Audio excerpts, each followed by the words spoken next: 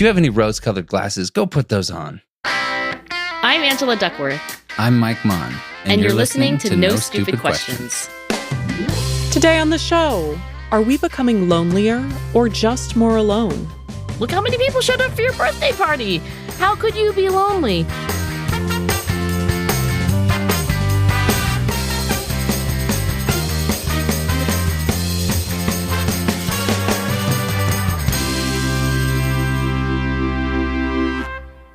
Mike, I have a question that's kind of a downer, so I'm just going to say it before you say, no, don't bring me down. But I wonder if you think that we're more lonely these days. And I guess by we, I mean, I don't know, maybe I mean Americans, maybe I mean anyone. Do you think people are feeling more lonely these days? Oh my gosh. Yes, I actually do. And I think we see it a lot. It's so interesting that you ask this. I will just say anecdotally, I mentor a group of young single adults who are in their early to mid-20s. Some are in college, some recent graduates.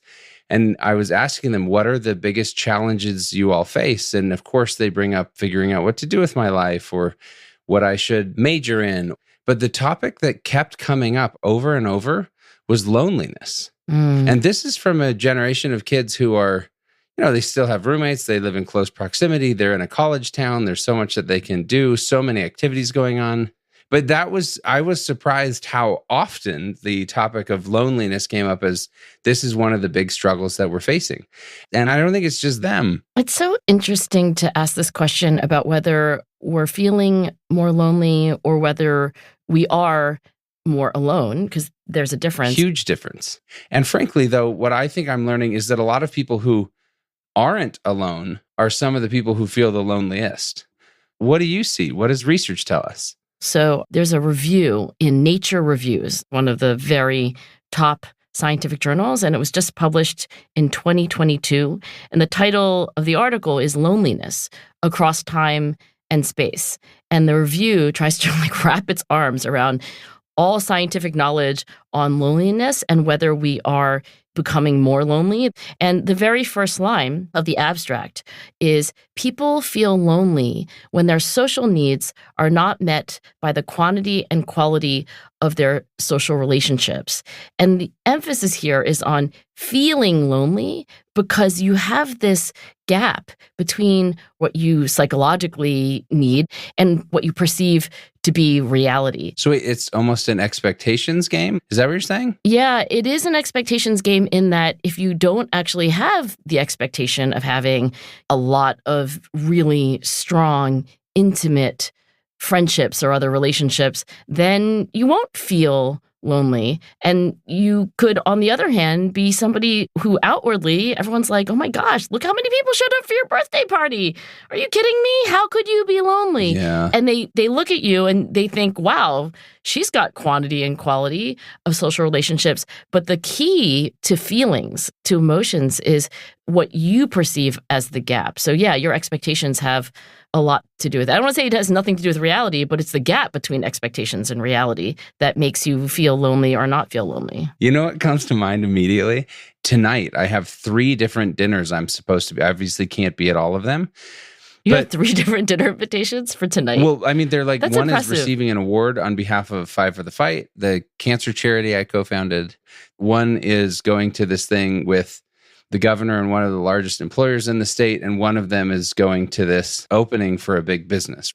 And so it's not like I lack things to do, but when you were talking about expectations, sometimes it's the idea that like there is so much out there that I could be doing, but I want to stay home.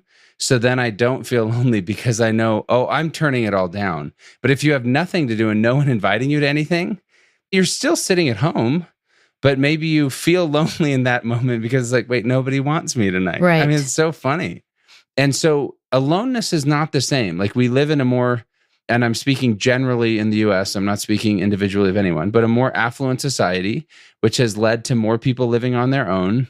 But what the data in some of these reports that I'm reading, not scientific journals, but just surveys and stuff like that, show that sometimes people living alone are the most social and feel the least lonely because they're proactively solving for their problems and they can get out and socialize more. They're going out with their friends more. Maybe they have 3 dinner invitations on a weeknight. That was not like what do they call that? A humble brag or something? And also, it's not like I'm like, yay, I have 3 dinner. Anyone who's gone to these kind of dinners and eats the rubber chicken produced in mass knows that this is not like a wahoo. Yeah, those don't sound that fun. But, many people, including the great psychologist William James, have said something along the lines of happiness is when your expectations meet your reality. And oftentimes people, obviously then the next sentence in their minds is like, well, just lower your expectations, which is sometimes said humorously. But yeah, the point is that there's 2 parts of the equation. There's your expectations, and then there is your perceived reality. So like, are we getting lonelier? I'm a great fan and something of a friend of Vivek Murthy, our current Surgeon General. That's what I was just going to bring up. The Surgeon General just wrote an op-ed in the New York Times in April of 2023 saying we have become a lonely nation and it's time to fix that. And he starts by talking about the fact that at any moment, 1 out of every 2 Americans is experiencing measurable levels of loneliness. And if you talk about the Surgeon General, as he presents this evidence, he says that it includes introverts, extroverts, rich, poor, young, old. I mean, I think I'm stereotyping completely now, but I have this view sometimes of older Americans who are, in their early to late 80s, who are sitting home alone, nobody's visiting them, they might be in a home, etc., and that's where loneliness is. Or that, I don't know, now I'm questioning myself because I was going to say introverts, but introverts probably have lower expectations of socialization. Anyway, his point is that loneliness and isolation are hurting entire communities, and there are so many negative externalities. Right. The Surgeon General has been talking about loneliness actually for years. And I remember meeting with Vivek. We were talking during his first, I guess he was the 19th, and now he's the 21st Surgeon General of the United States. And during his first term, he already was making loneliness and mental health and social isolation, these themes that preceded the pandemic for him. If I'm not wrong, I think it was 2017 that he first coined the term loneliness epidemic. But I mean, you just think what must have happened during the pandemic to exacerbate everything he was worried about before that. So when he said that, I mean, I can't say that he was the very first human, but he could arguably be the most prominent person to talk about a loneliness epidemic. And I recall that in one of our meetings, it was not where he started, right? So if you go back in time, there was, and there still is, but at the time it was really front and center, the fentanyl problem, opioid overdose, and entire swaths of the country sinking into not just poverty, but also from his perspective as the U.S. Surgeon General, he was looking at mortality rates, right, going up for the first time in history for segments of the population. So he goes to try to figure out what's going on with these communities. And he's thinking originally there's a drug problem, there's an addiction problem. And then he's sort of following the breadcrumb trail to there's deep poverty and there's kind of the lack of expectation for a positive future. And he's following it even more. And he gets to this lack of social support, lack of feeling like you're good enough, this feeling of what it means to feel low social status and to feel like you're not connected to other people. So yeah, he was prescient in that he was thinking about this well before the pandemic. And I will say that now he's the 21st, Surgeon General, so his second term, and we're in the aftermath of the pandemic. That's where the scientific research, I think, does support that there is an increase in loneliness, at least in the United States. And let me ask quickly, because I think it's important as we talk about this, the pandemic obviously caused more aloneness, right? That you don't need a study on because we were all locked up in our, So we know that. But I think what we're trying to distinguish here is aloneness is different than loneliness.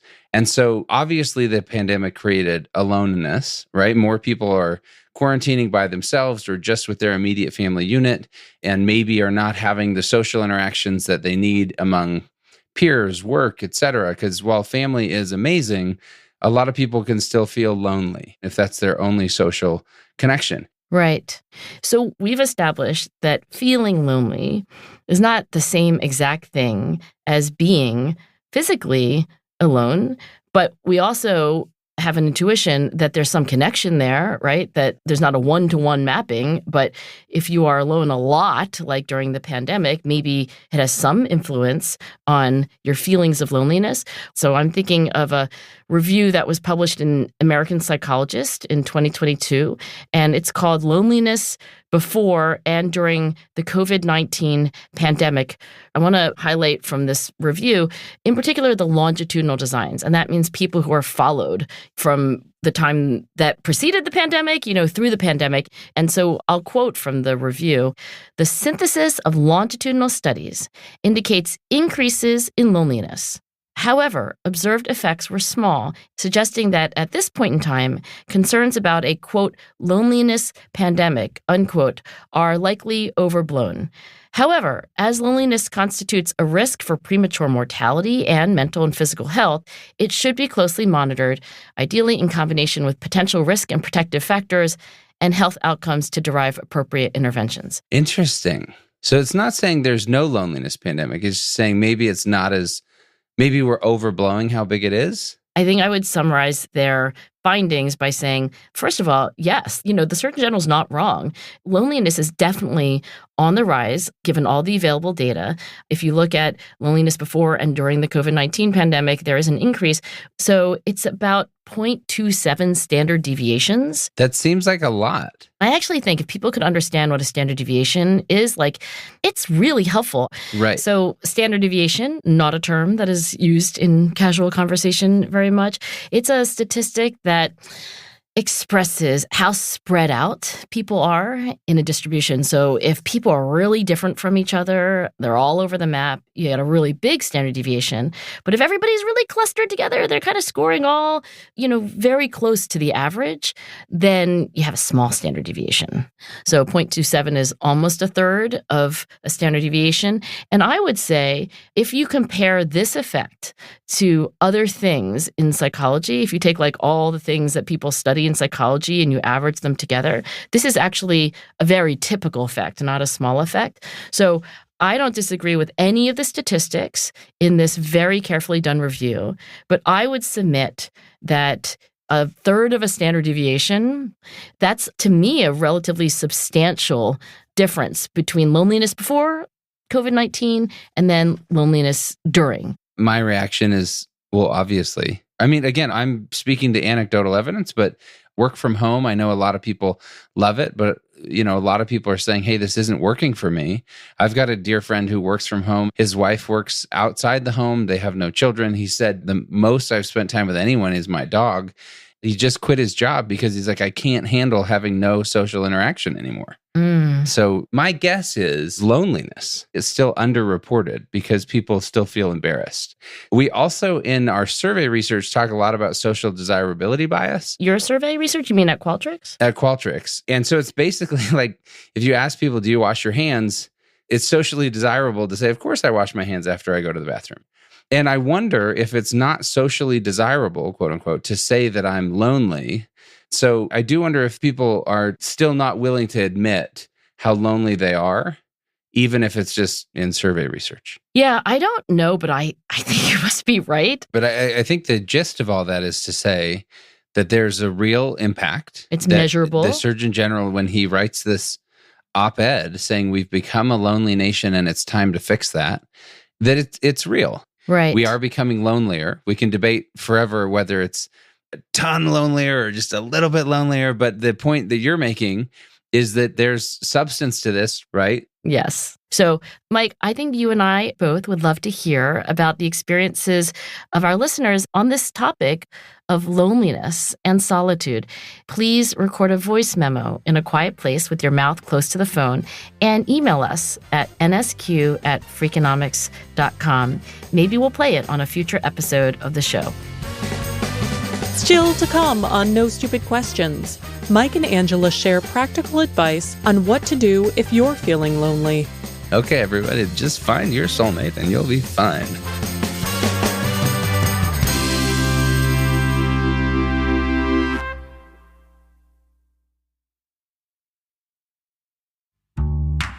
Now, back to Mike and Angela's conversation about the loneliness epidemic. Okay, Angela, so the Kaiser Family Foundation, KFF now, put out this big thing saying 22% of adults in the US, 23% of adults in the UK say they often or always feel lonely. 1 out of 5 people. Right. So the Surgeon General talked about, how isolation and loneliness hurts whole communities. It makes us more susceptible to polarization. We're less likely to pull together to solve challenges, not just individually, but also as communities and countries and all those things.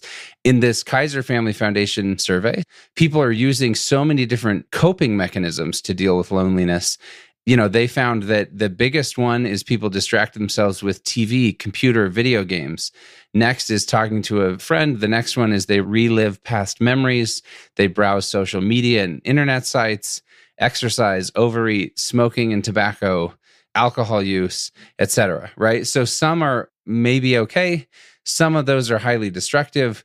What do we learn about what we should do about loneliness? Right. I do think it helps to know that other people are experiencing what you're experiencing. Yeah, I think you've given a really good first step, which is to say, I am not alone in feeling lonely, because 1 in 5, even 1 in 4 are approaching, right? Right, in the UK. It's a pretty high proportion. What's step 2? There are things that you can do, but I will also just say that I don't think anybody has the answer. And I say this because I was so lonely in my 20s, like, oh my gosh, so lonely. So I'll try to add some research here, but it's not a solved problem. When people feel truly lonely, it's not an unsolvable problem, but I just want to say, like, it's not a simple problem either. So let's try to work through what have you done? Look, I don't know the answer. I think that there are a few different strategies, I guess I could talk about. One is learning to be alone without feeling lonely. I think that is actually one of the most important, I don't know, can I call that a skill? One of the most important skills I've had to learn. How to be alone. Yeah, how to be alone without feeling lonely.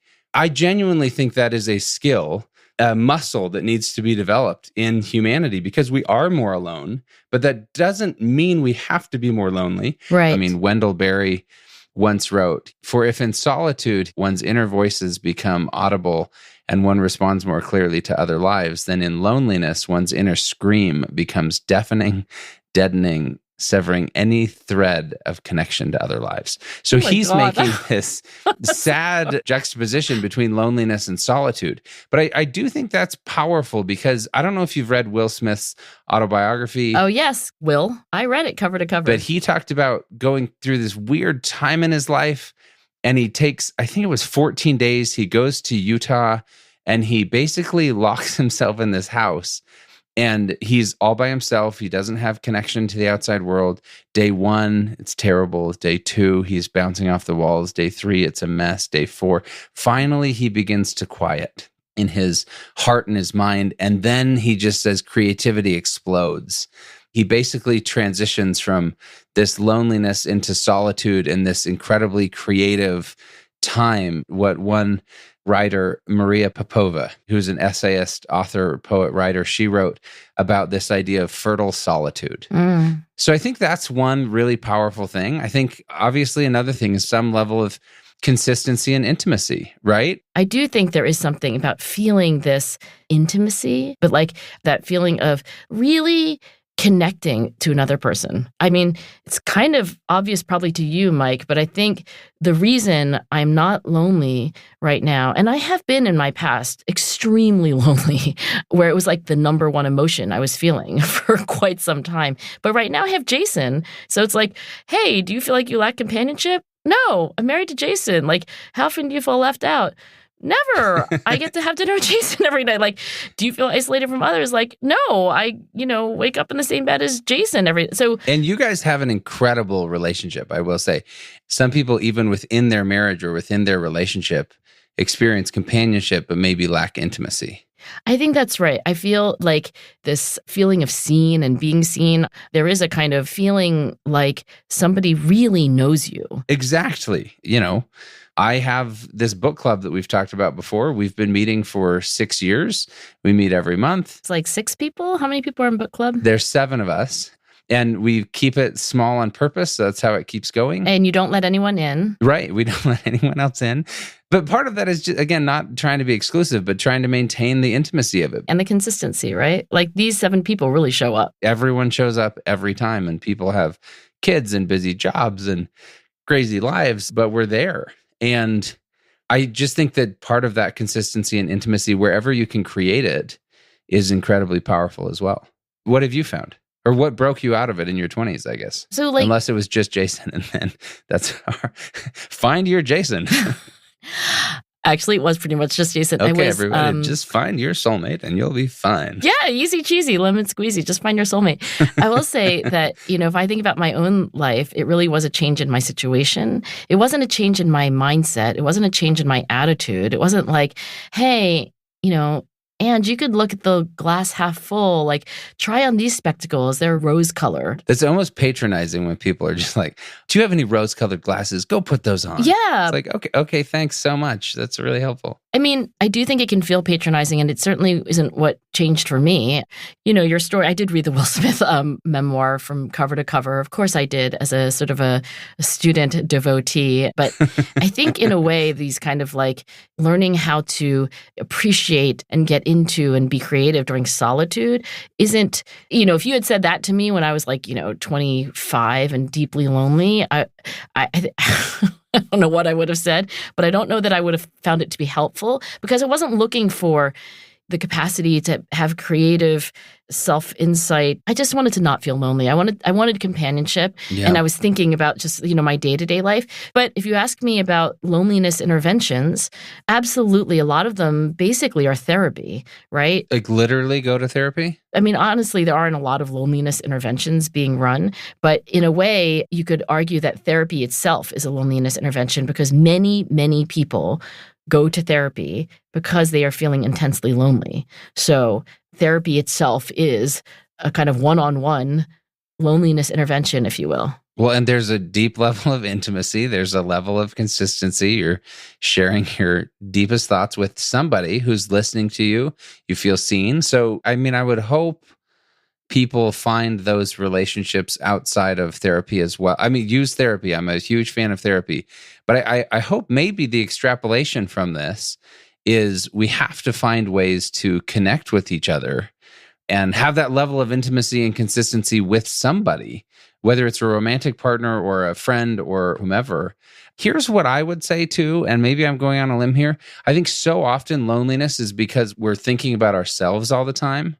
And this is the dumbest old adage you've ever heard, but if you're feeling sad about your lot in life, build a service station on it. Wait, I've never heard that before. That is so Mike Maughan. If you're feeling sad about your lot in life, build a service station on it. Service station meaning a gas station? Be of service. Oh, be of service. Oh, like, that kind of service be of service to people.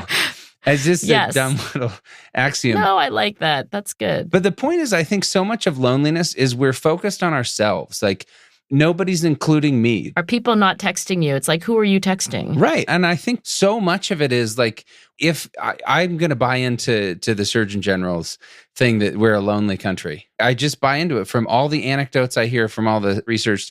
And so the idea is, if we're that lonely, then stop waiting for someone to reach out to you and start reaching out to other people.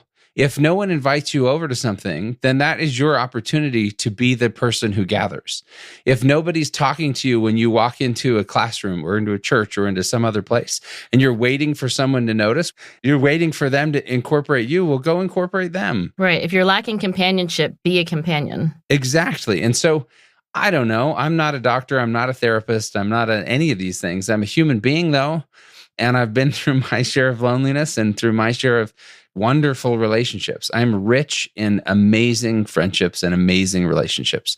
And I think most of that comes from being the kind of person who's willing to reach out.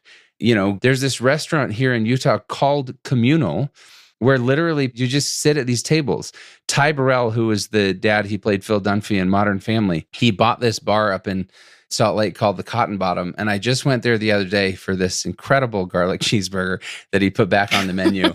But you show up, and again, it's communal seating at all these tables. So they don't care how many are in your party. It's like, oh, will you fit next to that group? Then you all sit together.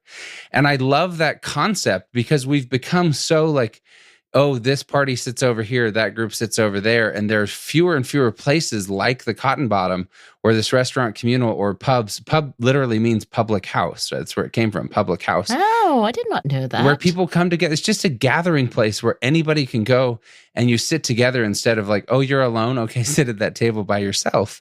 And I think more of that feeling, if we're just, instead of waiting for someone to reach out to us, reach out to other people, that can solve so much of the problem. And get out of your bedroom, go down to the pub, if there is one, or the closest analog to such a thing in your neighborhood. Or join a hiking group. It doesn't have to be alcohol related. Yeah, try to get into Mike's book club, marry Jason. These are all actionable tips. But that's my point. Like, you don't have to wait to be in my book club, and you don't have to try to steal your husband. Yes. Go create your own book club. Go create your own thing. And I think that if we have more creators, then we'll have much less loneliness. This episode was produced by me, Rebecca Lee Douglas. And now here's a fact check of today's conversation. In the first half of the show, Angela says that 19th century psychologist William James wrote something along the lines of, "Happiness is when your expectations meet your reality." She was thinking of a formula for self-esteem that James outlined in his book, The Principles of Psychology. He wrote, "Self-esteem equals success divided by pretensions," by which he meant the greater your success and the lower your aspirations, the more self-esteem you'll end up with. Then, Mike misattributes a quote about the difference between loneliness and solitude to novelist and poet Wendell Berry. The line actually came from an article by author and poet Maria Popova, in which she was citing Berry's 1990 collection of essays, What Are People For? Berry wrote, "True solitude is found in the wild places, where one is without human obligation. One's inner voices become audible. One feels the attraction of one's most intimate sources. In consequence, one responds more clearly to other lives." Later, Mike credits Popova with the idea of fertile solitude. She has written about the concept, but the term comes from an essay on the aversion to being alone by British psychoanalytic writer Adam Phillips. Finally, in a recent episode of the show, Mike and Angela mentioned that the state of Michigan is shaped like a hand. In the fact check for that episode, I pointed out that Wisconsin has been depicted as a mitten in some of its tourism ads. Since then, we've received emails from listeners informing us that many other states also look like hands, including Alaska, Washington, West Virginia, and Pennsylvania. That's it for the fact check. Before we wrap today's show, let's hear some thoughts about last week's episode on disagreeing better.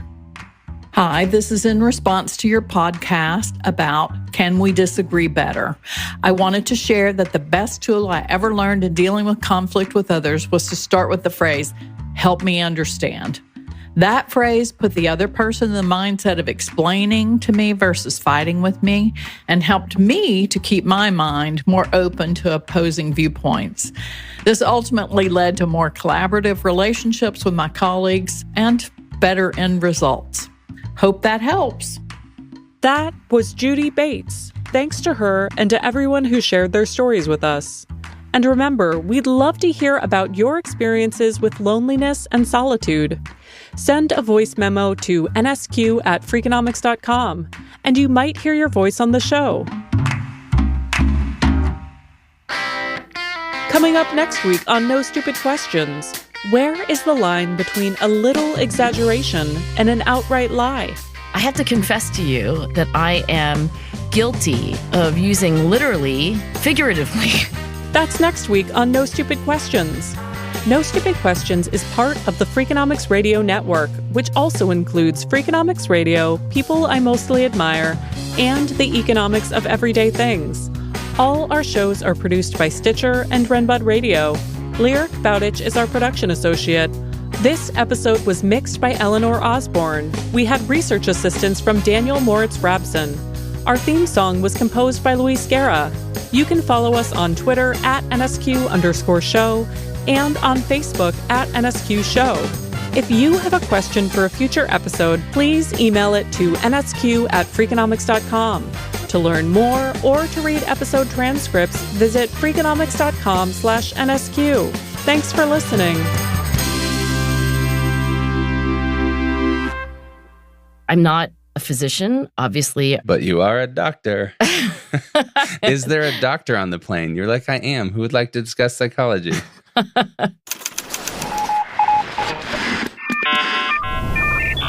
Freakonomics Radio Network, the hidden side of everything. Stitcher.